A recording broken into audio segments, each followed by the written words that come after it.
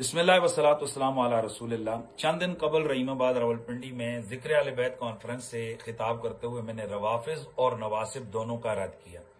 वहां पर मैंने कहा कि मैं नबी अलैहिस्सलाम के तमाम सहाबा के हम गुलाम हैं और हम उन पर कुर्बान और रसूलुल्लाह के सहाबा जन्नती हैं और हम उन पे सदके और वारी जाते हैं, लेकिन हम जो ओरिजिनल सहाबा हैं उनके गुलाम हैं।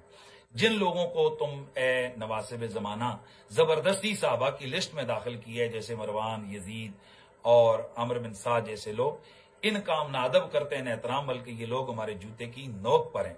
और मैंने और भी इनके हवाले से बड़े सख्त जो है ना वो अल्फाज इस्तेमाल किए जो कि मेरे ईमान का तकाजा थे। मेरी गुफ्तगू का सियाक इस बात की वजाहत खुद कर रहा है कि मैं ऐसे लोगों की बात कर रहा हूं और उनके हवाले से लानत कर रहा हूं या उनके हवाले से सब जुमले बोल रहा हूं जो साहबा नहीं है और उनको साहबा की लिस्ट में दाखिल किए गए। लेकिन वहां जहां मैंने अमर बिन साद का नाम लिया तो सबकत लिसानी से मेरी जुबान से अमर बिन साद की जगह अमर बिन अल आस का नाम निकला।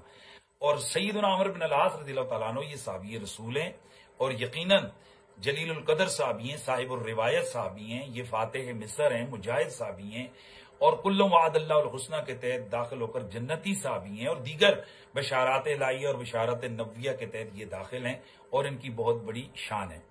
अभी मेरी तरफ किसी दोस्त ने क्लिप भेजा तो मैंने जब उस वीडियो को सुना तो यकीनन उसमें मैं जो कहना चाह रहा था वो हजरत अमर बिन अल आस का दूर दूर तक मेरा तस्वुर नहीं था। मैं अमर बिन साद कह रहा था, लेकिन अमर बिन अल आस मेरी जुबान से सबकत लिसानी से निकला और मैं इस सबकत लिसानी पर अल्लाह के हुजूर तौबा करते हुए, रुजू करते हुए, अल्फाज वापस लेते हुए मैं माफी मांगता हूं।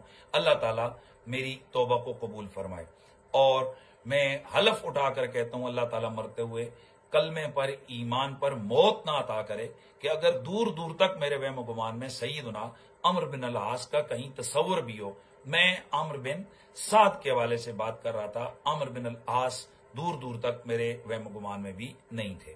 हम इंसान हैं, सबकत लिसानी हुई है, मैं इस पर अल्लाह से माफी मांगता हूं, अपने अल्फाज वापस लेता हूं और ये भी बात का ऐलान करता हूं कि हम सहाबा के मुकाबले में बहुत छोटे हैं, सहाबा बहुत बड़े।